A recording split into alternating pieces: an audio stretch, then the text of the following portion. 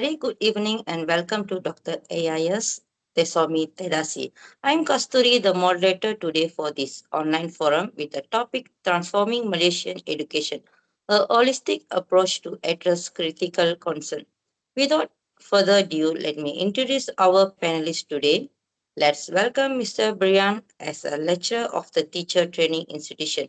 He is a teacher trainer for 15 years at Sunway University College.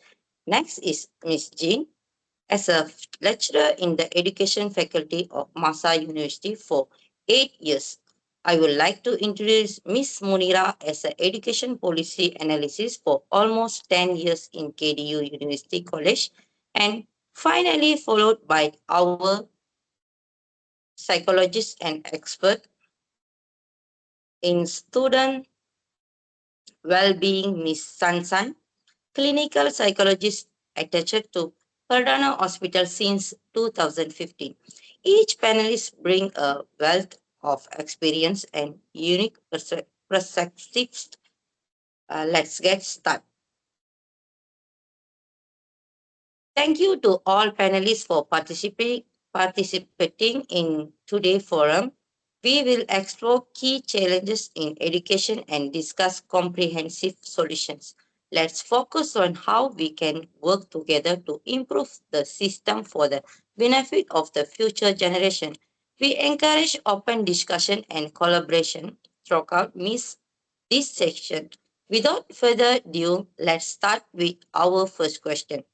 This question is for Mr. Brian. As someone deeply involved in training future educator, how do you see the current state of teacher training in Malaysia in relation to addressing ethnic disparities and inclusive in curriculum? Thank you for the question, Kasturi. Teacher training is a crucial element in addressing both ethnic disparities and inclusivity within the Malaysian education system. Historically, the curriculum and teaching methods have largely followed a standardized one-size-fits-all model, which doesn't account for the vast ethnic and cultural diversity in Malaysia. While there are ongoing efforts to improve this, teacher training programs need to place greater emphasis on cultural sensitivity and inclusivity. This begins with rethinking the pedagogical approach used in the classroom. For example, a significant legal case that comes to mind is Pihak Berkuasa Sekolah versus Norizan Binti Muhammad Noor, which dealt with allegations of discrimination against students from minority groups in school. This case highlighted the importance of not only enforcing non-discriminatory practices, but also training teachers to actively engage students from diverse ethnic backgrounds in an equitable manner. Teacher training programs should focus on this area by incorporating modules on cultural competence, conflict resolution, and managing a diverse classroom. On top of that, professional development must be continuous and adaptive to changing societal needs, ensuring teachers are equipped to handle ethnic disparities through inclusive teaching practices. Thank you to our speaker for shedding light on the importance of enhancing teacher training program in Malaysia, particularly in addressing ethnic diversity and unconscious biases. With these input, we are encouraged to reflect on how we can better equip future educators to meet these challenges. I now invite other speakers to raise any additional question before we move to our next speaker. I would like to invite our panelist, Ms. Muneera, to ask any questions to Mr. Brian. Thank you, Ms. Kasturi. Mr. Brian, in your experience, given the increasing challenges in student discipline, how can teacher training institutions better prepare educators to handle discipline-related legal issues, especially when dealing with sensitive cases involving students and parents? That's a very pertinent question, Ms. Muneera. Discipline in school has increasingly become a complex issue. especially when it involves legal consequences. One such case that illustrates this complexity is Rosliza Ibrahim versus the principal of SMK Taman Sri Rampai, where the school decision to expel a student led to legal proceedings involving the parents. This case underscores the need for educators to be well versed in legal frameworks and understand their boundaries and responsibilities. In teaching training institution, we need to focus more on preparing future teachers for this situation by providing comprehensive training on educational law and student rights. This could involve collaboration with legal professionals to offer courses or workshops on managing disciplines issue in accordance with legal guidelines. Teachers should be empowered not only with pedagogical tools, but also with legal knowledge to navigate the delicate balance between enforcing discipline and respecting student rights. In addition, continuous profession development should address evolving issues such as cyberbullying and other forms of misconduct that have become more prevalent in today's digital age. By doing so, we can help teachers build a classroom environment that fosters respect and accountability without resorting to punitive measures that could potentially lead to legal disputes with parents or students. Thank you. Thank you for sharing valuable insight, Mr. Brian. Your input is truly appreciated and will help us greatly in moving forward. Higher education plays an important role in the Malaysian education system, serving as a key driver of socio-economic development, nationality, national unity, and global competitiveness with its citizens. Let's hear from our university lecturer, Ms. Jeen. What are some of critical concerns we have right now with our higher education system? Good evening to moderator and all panelists. One of the main challenges related to the higher education system is the public university enrollment system for different ethnic groups. This has long been a topic of debate in Malaysia.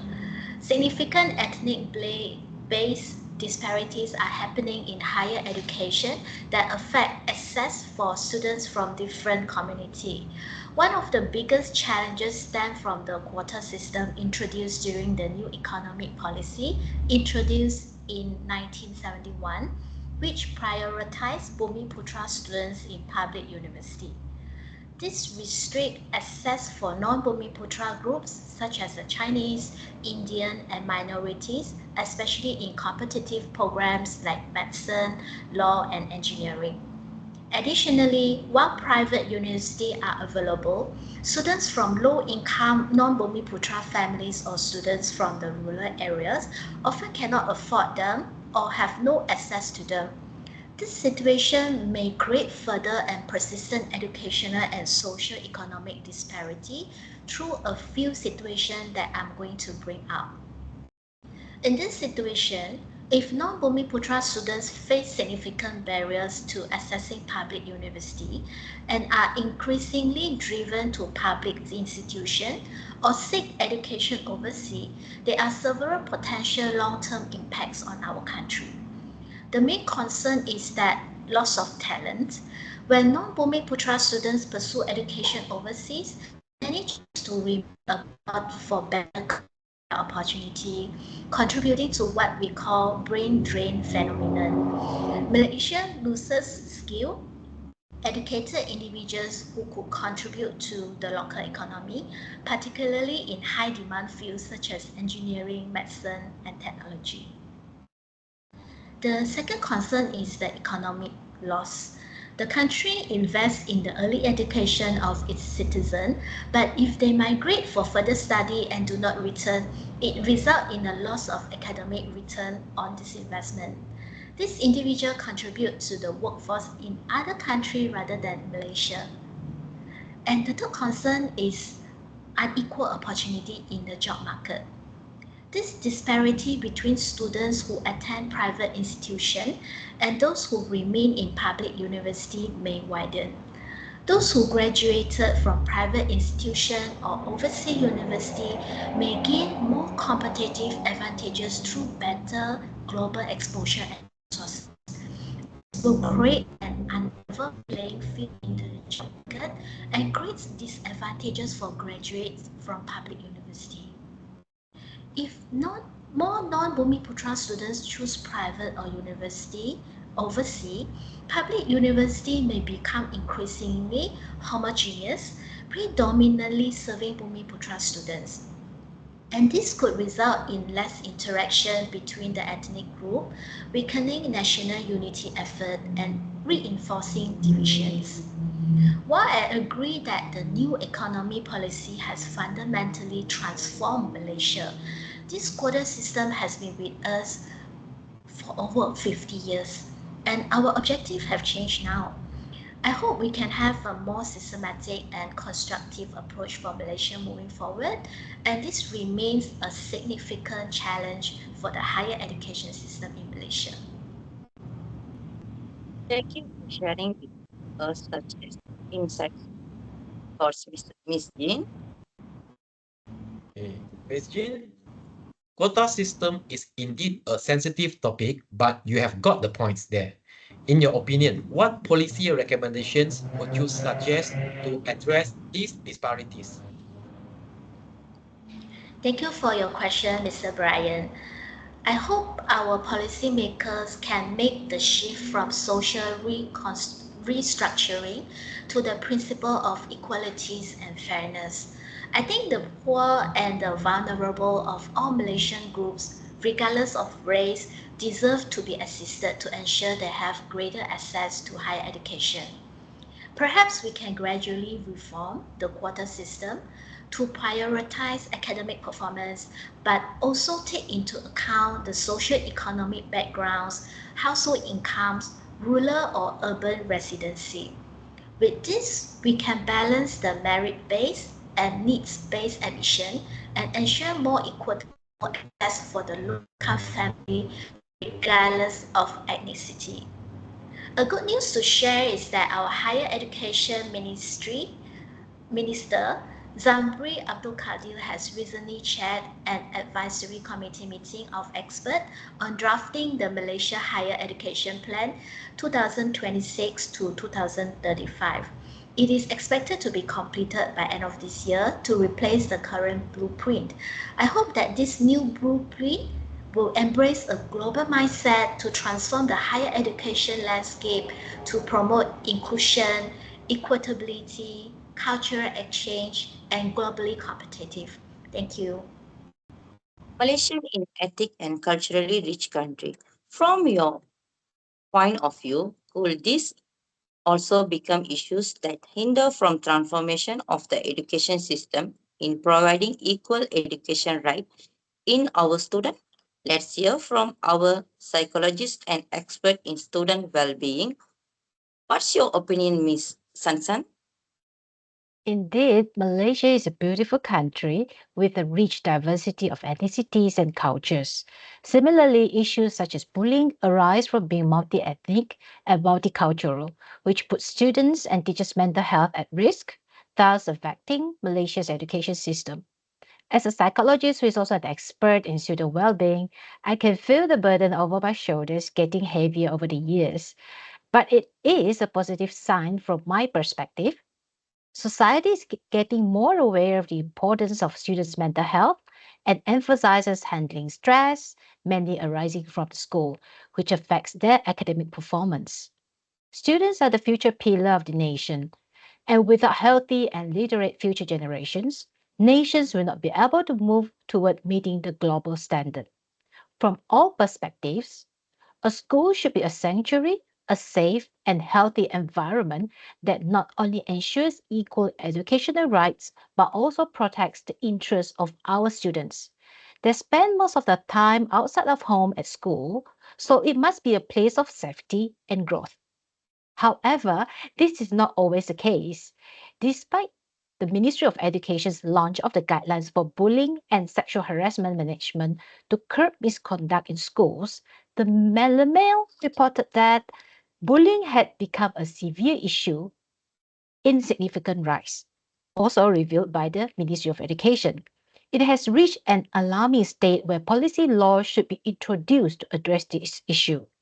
The impact of bullying on students' mental health is significant and concerning. The guidelines didn't provide any punishment in handling bullying cases, and current law under the Minor Offences Act 1955 is insufficient to protect the victims. For instance, a fine of not more than Ringgit Malaysia 100 will be imposed for verbal bullying, which is not commensurate with the trauma and suffering that the victim has to go through. An unresolved childhood trauma will have long-term effects on the child that can cause psychological and physiological damage in adulthood. It is not only about anxiety or depression, but also the affecting the building of trust with others, as well as their self-esteem. Besides the already known physical and verbal bullying, cyberbullying is another issue we must forbid. The National Health and Mobility Survey, NHMS, reported that 20% of Malaysian teens are encountering cyberbullying. While our education system promotes 21st century learning and globalization, exposure to the cyber world is inevitable. All stakeholders must be aware and willing to support and educate our future generations. If not, it will be a big pull, not only in transforming the education system, but also hinder Malaysia from moving towards a global competent nation. Miss San San, can I ask a question? Based on the current situation, how do you foresee strategies for improving the education system by promoting holistic development in our students? Can you share your insights? Thank you, Jeen, for your question. Diversity in ethnicities and cultures leads to misunderstanding is one of the root causes of the underlying issues in the nation's education system, like what we have discussed in an earlier section about school bullying cases.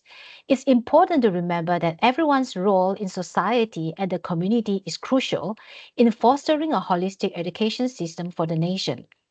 It is not just the role of the educators and the school. We all have a part to play in ensuring the well-being and success of our students. Collaborating with educators, school leaders, parents, and anyone in the community is crucial in promoting and supporting the successful holistic development of holistic education. So, what is education?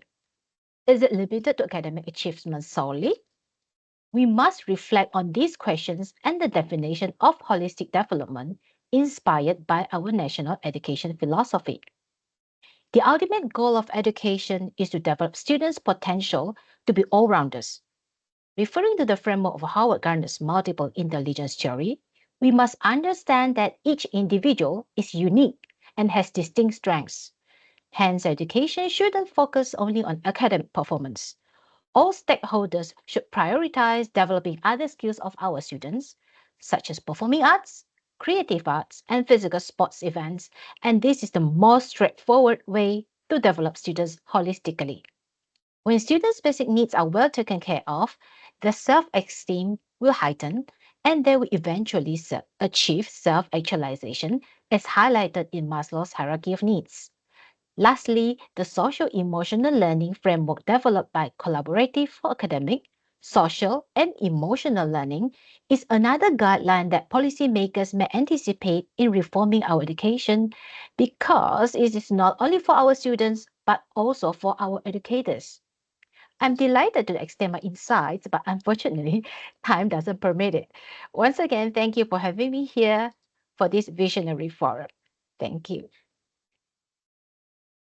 Thank you very much, Miss San San and Miss Jeen, for your useful opinion. Now, moving on to Miss Muneera as a specialist in education policies. How can those responsible for developing school curriculum ensure that their contents is respectful and representative of all students? Thank you, Ms. Kasturi, for the question. Good evening, everyone, and all the panelists. In Malaysia, where high standard of education accessibility for school are enshrined to ensure that curriculum is setting graduates up well for the real world beyond, they abide by the kebangsaan education philosophy. It is like a dummy idea to make sure our students grow in all ways like their mental, emotion, faith, and even health. The objective of education policies in Malaysia is to provide students with broad-based learning so that they can adapt well to this rapid changing world. So one major problem that schools have today is making sure that all students feel welcome and can learn well. Since students come from many different backgrounds and culture, so teachers need to help to find ways to teach that work for everyone. So it is important for educators and university personnel to learn how to help all students do their best and to appreciate the differences that make each student special. A successful method for supporting students is through culturally responsive personalized learning. This approach recognizes that effective teaching from students from diverse backgrounds necessitates adjustment that reflect their specific culture, social, and linguistic experiences. It is crucial for policymakers and curriculum developers to adopt strategies that meet the diverse needs of all students while avoiding bias or exclusion that could marginalize certain groups. So this might involve incorporating a range of perspectives, narratives, and learning style into lesson, as well as equipping teachers with the training and resources needed to provide culturally aware education. So the course is also full of lessons based on various cultures and backgrounds to help promote an understanding among students. So there are subjects in the Malaysian school syllabus that will help students appreciate and understand our multicultural. So these create empathy and appreciation. People learn that we all come from different places. I learned there are several different ways of promoting multiculturalism in the curriculum, which is through each subject, and that it could mean either picking some approach to promote understanding and coexistence and teaching one or many different cultures. Very good way to learn the background, which allows other people to not be angry by knowing their culture and also helping to prepare students for future success in a multicultural environment. Malaysia clearly states in its national education blueprint that education is designed as such to provide support for every student, no matter who they are and what they can do. This includes providing services to students with special needs and utilizing utilizing teacher techniques and cater to a wide range of learning styles. The education system in Malaysia reinforces inclusivity with various cultures and backgrounds included as part of the curriculum, which enables all students to learn from a place that acknowledges their uniqueness, leading to an acceptance setting. Thank you. Miss Muneera, I have a question for you. Does inclusive education provide fair treatment to all individuals in the classroom? With the understanding that students differ in their needs, how can teachers manage the obstacles of catering to all learners? Thank you, Ms. San San, for an interesting question. Inclusive education is the practice whereby all learners are provided equal chances for learning and are able to attend classes. So this concept has changed the attitude of many people to education. Instead of engaging all learners in the same manner, we are now being taught how best to make a school environment meet each learner's potential in a specific way. So this is apparent through the education blueprint launched by the Ministry of Education Malaysia. However, some critics have been cropped up on policies that stem from the goals set out in the blueprint despite the fact that the set goals are achievable. Reference should therefore be made to the context of the country's education to guide and aid support and implementation of inclusion. It is a challenge to make school welcoming for all students in Malaysia. Students are accommodated in various schools in relation to the language they use or if they require assistance in their learning. The reality, however, is not so bright. It could seem somewhat like students with disability are given equal chances as any other student. That is why leaving students that need more help in mainstream classes as it is without giving them extra support cannot be deemed as assisting them to plan. Sometimes the school does not have enough funds, the class is not arranged to accommodate all, or the teachers do not have time to attend to all students all the time. It is very essential for every student to receive adequate care so as to accomplish at school to the optimum. Due to this, the people have begun contemplating to alter some policies towards supporting students with disabilities. Sometimes the teacher in a Malaysia high school may also be experiencing the failure of the student to appreciate culture differences. Teachers might become annoyed if students fail to join or participate in group work or presentations. Such teacher might conclude that some children are really dumb. So Malaysian students sometimes just sit quietly, nodded their head and even responding parrot fashion to what their teachers say without questioning.